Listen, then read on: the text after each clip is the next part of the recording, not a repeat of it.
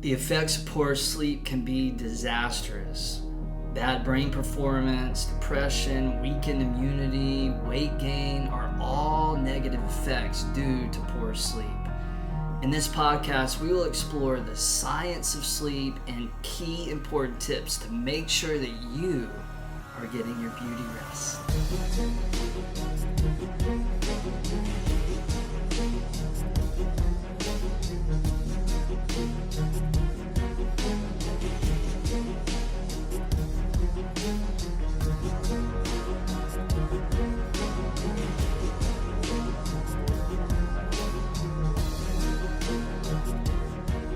Hey guys, thank you for watching this video. Make sure that you press subscribe and to click on the link to get 3 amazing classes, power yoga, yin yoga, and meditation to increase that strength, flexibility, and calm.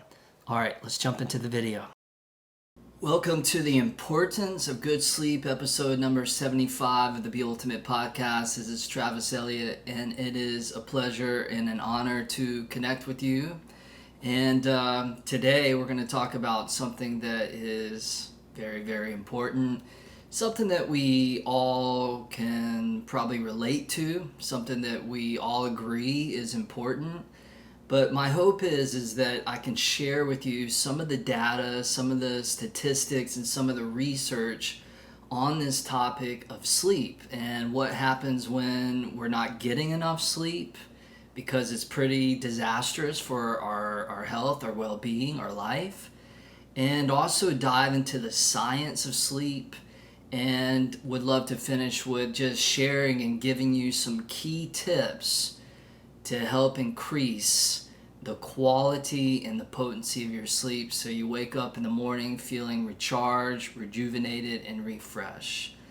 Now, I got to be honest with you, this podcast was inspired because I have a 4-month-old. Her name is Willa. Willa is awesome. Willa is beautiful.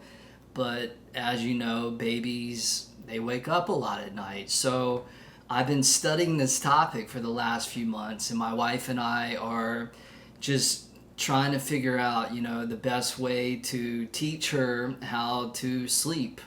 And it's a little bit like taming a wild beast to some degree. There's so many factors that are out of your control. So there's been a lot of nights where sleep has been a lot less than what I'm accustomed to, but it's because of that I started learning a lot more about this stuff, and I said, hey, I might as well share this with you guys, our Be Ultimate Podcast listeners. So just want to put that out there. This comes from direct experience. We all know that sleep is so important, and we can tell even after one night of bad sleep, we just do not feel right the next day. And when you start stacking bad night after bad night and create these patterns and these habits of poor sleep, it really affects your entire life and well-being. So here's some statistics from the Center of Disease Control here in the United States. They say that 49.2 million have trouble focusing due to poor sleep. 50 to 70 million U.S. adults have a sleep disorder. 37.9% fell asleep unintentionally, not planned, during the day within the preceding month that the question was asked. 4.7% fell asleep while driving. Unfortunately, there's a lot of accidents and there's a lot of unnecessary deaths that happen because people are driving exhausted. 30% have suffered from short-term insomnia, and 10% suffer from chronic insomnia. So chances are, if you're listening, then maybe you've experienced this. Maybe you're somebody who has struggled with sleep. And even if you haven't, this is information that you can use should this issue ever arise in the future, or if you know anybody in your life, friends, family members, loved ones, co-workers, you can pass this information on to them. So now let's talk a little bit about the long-term effects of sleep deprivation, which can be disastrous. A lot of these I'm about to share with you, I can attest firsthand that they are accurate. Again, having a newborn, I felt a lot of these symptoms. So number one is brain cognition. Your memory is poor. So during your sleep, your brain is doing all sorts of magnificent things where it's processing the day's events, and it's storing neatly all the memories into the right places. It's also discerning what things to hold on to and what things to let go of. So in the future, the next day, you can recall upon these experiences and these memories and build upon that as you grow as a human being throughout your life. Number two, it affects your emotions. It affects your emotions in a negative and adverse way. So your emotions are a little bit like a roller coaster. You're more reactive, you're more snappy. You have a greater likelihood of getting depressed or anxious. Number three, more accidents, more injuries. Part of this is because your brain doesn't have enough energy to do what it needs to do, so your balance is off. Your coordination is off. Your proprioception is not functioning in its optimal state. In the United States, 50,000 to 100,000 patients actually die due to medical errors. So a lot of healthcare providers that are working these insane shifts and not getting enough sleep, unfortunately, this is leading to errors in the hospitals, errors in surgery, where people are dying again from unnecessary causes. Number four, compromises your immunity.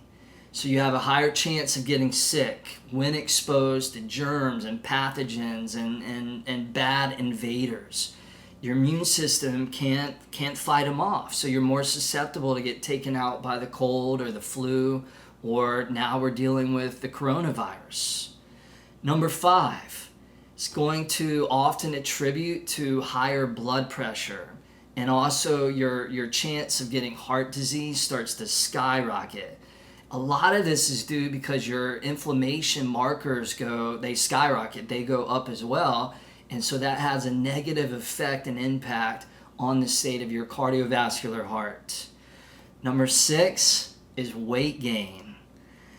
When you're not getting enough sleep, chances are you're making poor decisions the next day, poor decisions when it comes to what foods are you eating.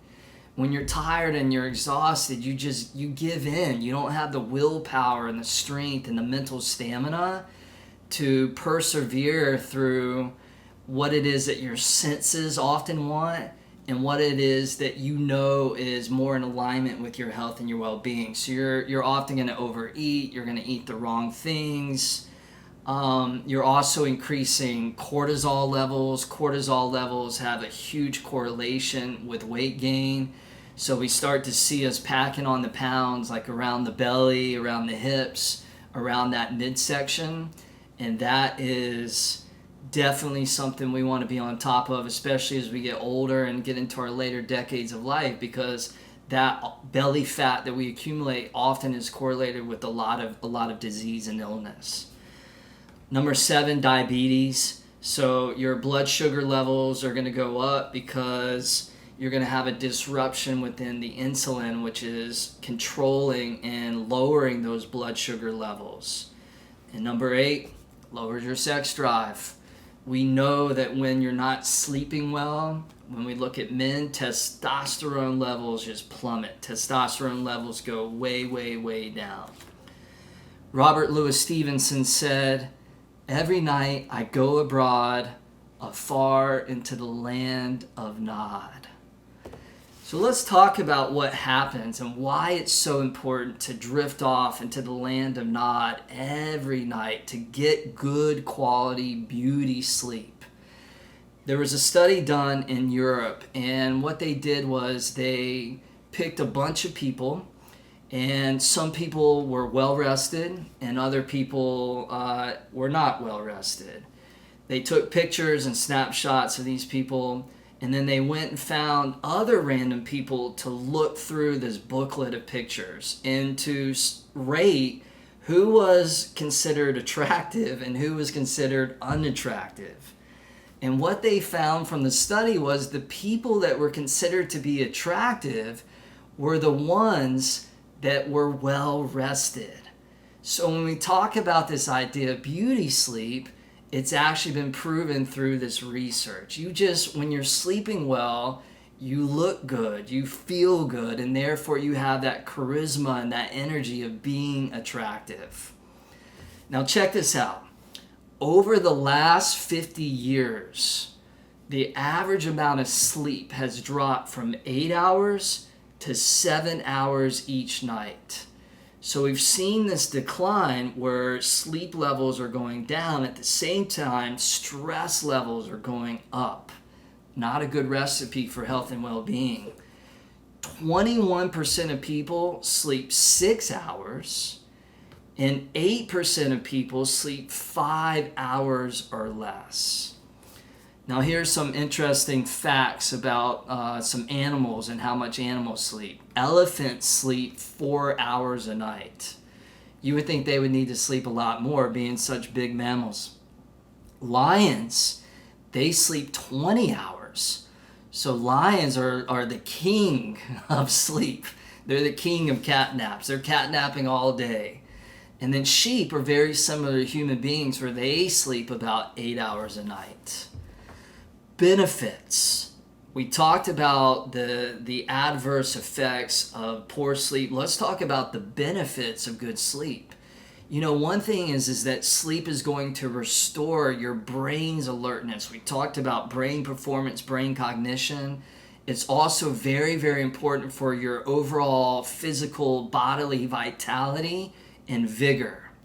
So number one benefit is it strengthens infection-fighting cells. Again, your immune system is going to be stronger. Number two, prevents depression. Number three, cuts heart disease. We talked about the heart here. It cuts heart disease in 50%, in half. Number four, reduces obesity. Number five, this is big, stops cancer. There were some researchers in Ohio that found 50% more precancerous colon growths in people sleeping less than 6 hours a night versus those sleeping 7 hours a night or more.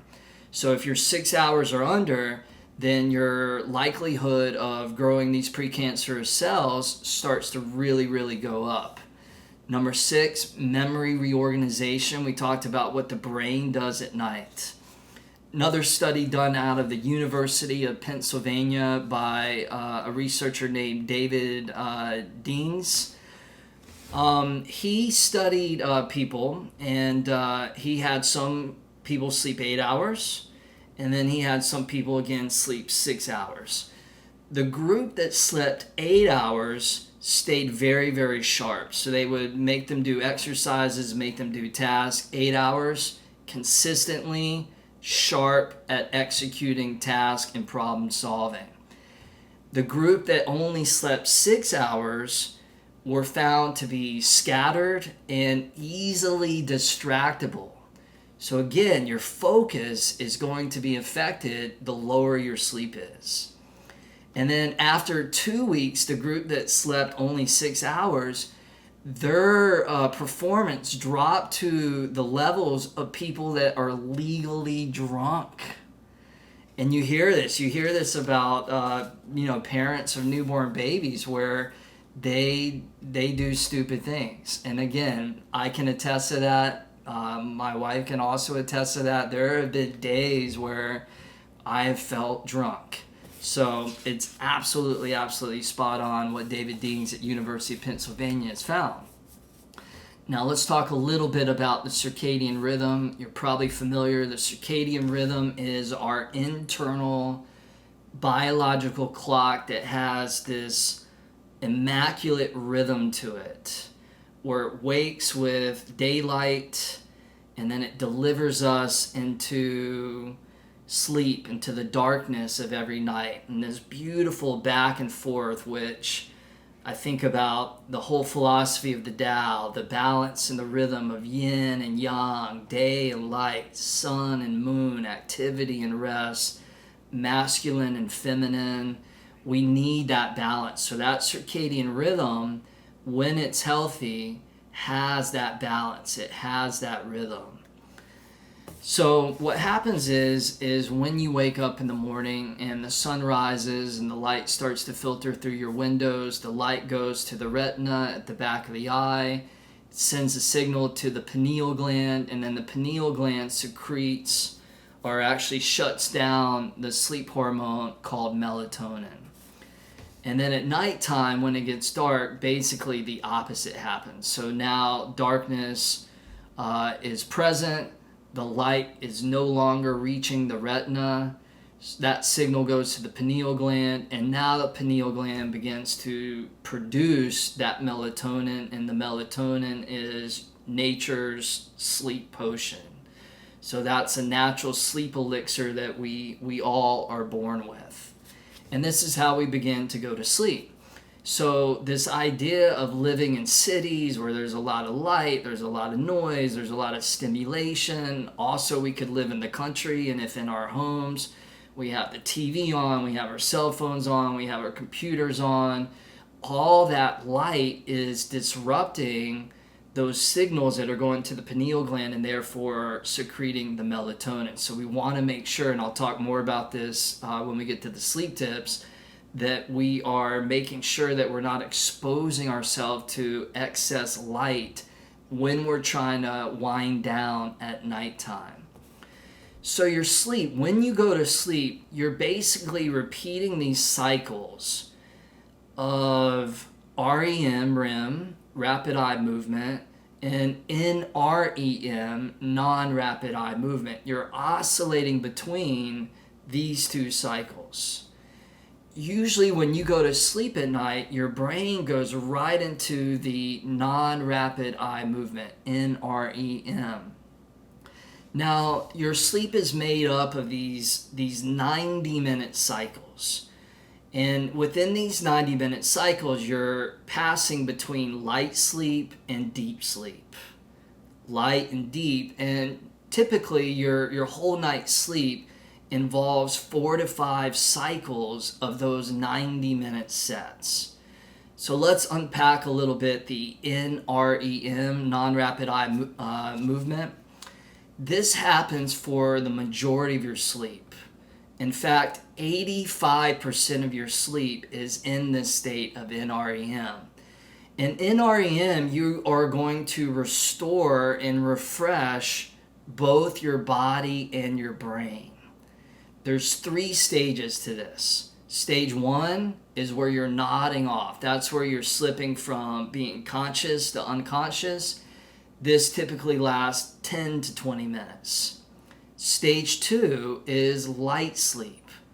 This lasts about 20 to 30 minutes.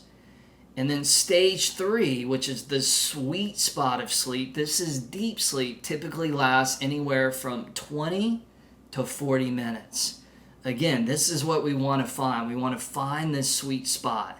And in this sweet spot, your brain waves are nice and slow. These undulating brain waves that are rolling about 1,000 times a night, erasing memories of the day and prepping you for a new day of learning and growth. So if you're on an airplane and you're never reaching that stage 3 deep sleep, this explains why the next day you're getting off that red-eye flight, that long flight from one continent to the next, and you just don't feel rested. You never found that sweet spot. And of course, this is important that we find this as much as possible, consistently, every single night. So now that we've talked about NREM, now let's talk about REM. REM happens about 15% of your sleep. So this is where we dream. This is where we go off into dreamland and we relive these memories. So a lot of visuals are happening. This is why they call it rapid eye movement, because when you see somebody with their eyes closed, you can see their eyes moving all over the place. So in this state of REM, we organize, preserve, and protect the new memories of the day. All right, now let's finish by talking about good sleep tips. Now that you understand the adverse effects of poor sleep, you understand the good effects of great sleep, and you understand a little bit of the science of sleep, now let's give you the takeaway so that you can implement this into your daily life. I've broken this down into 8 sleep tips for you. Number 1 hour before going to bed, you want to begin that sleep process. You want to start dimming the lights. Ideally, this is where you're cutting off from technology, TVs, computers, cell phones. If you are reading a book, maybe on a Kindle or your iPad or whatever, make sure that you have a blue light blocker. And that way that blue light's not hitting the retina and therefore disrupting the melatonin. A lot of technology now has those features where you can eliminate that blue light. So make sure you're cutting that off. But even better than reading on an ebook is reading a real book. You've dimmed the lights, and you want to do your best to go to bed around 10 p.m.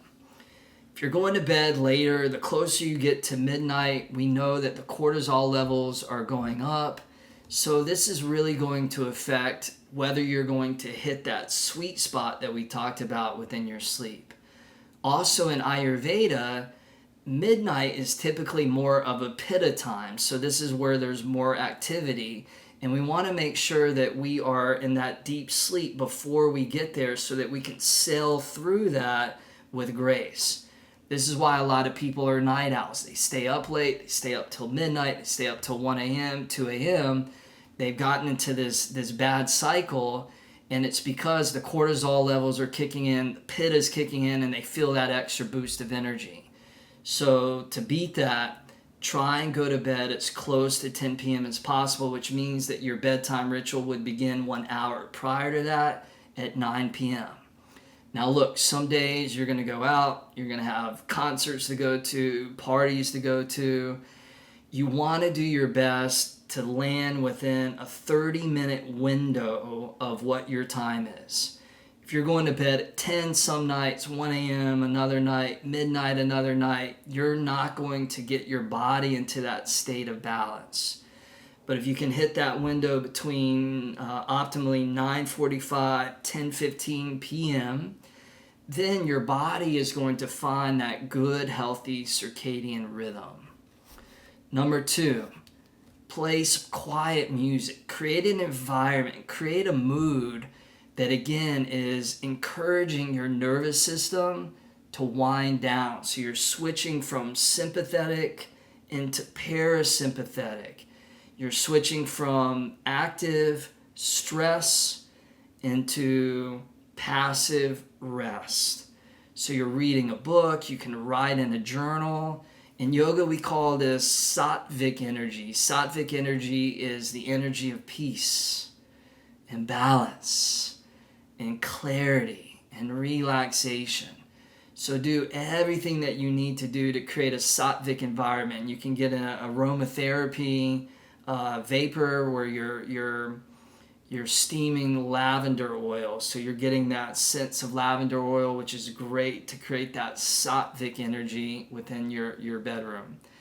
I would encourage you to not have any technology in the bedroom, especially TVs. If you do have anything that's bright, clocks, lights, cover it up with a towel, a piece of clothing. You want to get everything as dark as possible. If you need to do shades, curtains that block out the light as much as possible, do what you can. We did that in our bedroom several months ago, and it has helped tremendously. Number 3, white noise. This is especially important if you live in an apartment building, if you're close to your neighbors, if you live in a condo, or if you're in a city where there's noise going on down in the streets.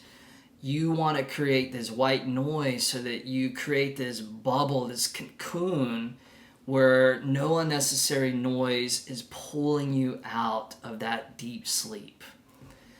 Number 4, as you get into bed, you want to do a little bit of breathing. Just 2 minutes, 1 to 2 minutes is fine. So what you're going to do is you're going to breathe in through the nose for 4 seconds, and then you're going to breathe out the mouth for about 6 seconds. In through the nose 4 seconds, and out the mouth for about 6 seconds, and that's going to reinforce the nervous system going into that parasympathetic branch. Number 5, you're going to reflect upon 3 things that you're grateful for that happened within your day. So you're feeling grateful. Grateful that I got to spend this time with my family today. I'm grateful that I got to do my yoga today. I'm grateful that I have a roof over my head. Food in the refrigerator. Just reflect upon all the things that you're grateful for, especially if you've had a stressful or challenging day. Because you want to make sure that as you drift off into your sleep, you're drifting in that attitude of gratitude.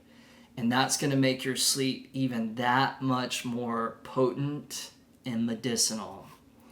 Number 6, get sunshine every day. Get out, breathe fresh air, get some good vitamin D, because that sunshine, that sunlight is going to help you sleep better at night. If you're stuck indoors all day, you're somewhere where it's dark and dungy, then you're not going to sleep as well. So get out. Number 7, exercise at least 20 to 30 minutes every single day.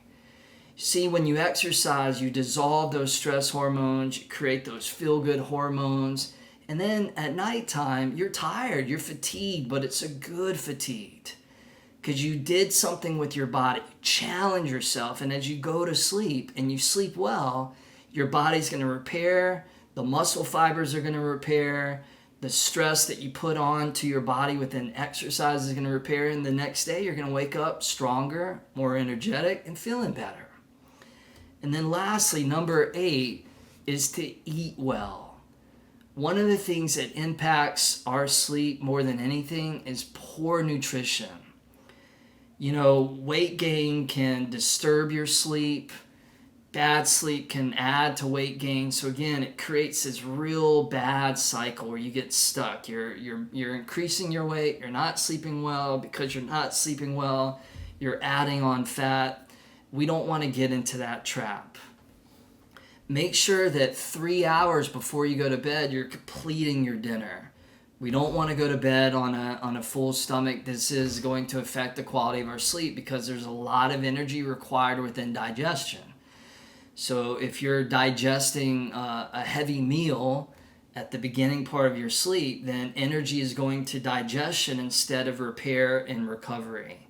Also, you are going to have a little bit longer of a time where you're fasting, and therefore this is going to be good for fat loss. This is why they call it breakfast, because you're breaking your fast from your nighttime of not eating. Make sure that if you do drink caffeine, that you're not drinking any caffeine after noon. This doesn't mean at 11:58 a.m. that you're chugging like a huge thing of coffee. You want to be moderate if you are a caffeine drinker. Otherwise, the caffeine is going to stay in your system and it is going to affect you late at night. Some people out there say, Travis, I can drink a cup of coffee at night and it actually makes me more tired and helps me sleep. And my response is, well, that's because your adrenals are completely tapped out, which is definitely not a good thing. And you want to make sure that your adrenals are recharged and replenished, because that is also important to your health, vigor, and vitality. Avoid sleep medications. If you need to, you could talk to your doctor about magnesium, valerian root, and melatonin. You can talk to your doctors about those. Those are much better than the sleep medications. So always remember, good sleep begets good sleep. Bad sleep begets bad sleep. It's all about your habits. It's all about creating this this rhythm and this cadence that's in alignment with your natural circadian rhythm, which is also in alignment with nature, with the Tao, with the universe. We are meant to be in alignment with these rhythms. And when we get out of sync with these rhythms, this is where we begin to create imbalance. But when we are in sync with these rhythms, this is when we find balance, and therefore we find health and well-being. All right, you guys, that is it for this episode. The importance of good sleep. I hope that you found this helpful. I hope that you found this knowledge useful. And I hope that inspires you to really get clear on this good sleep regimen. If you haven't, make sure that you subscribe, rate, review, leave me a comment, share this with your community, and thank you. Thank you as always for tuning in. Let's finish now with the ultimate prayer. May we bring strength where there is weakness. May we bring courage where there is fear.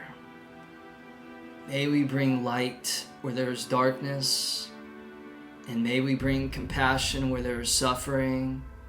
May we be ultimate.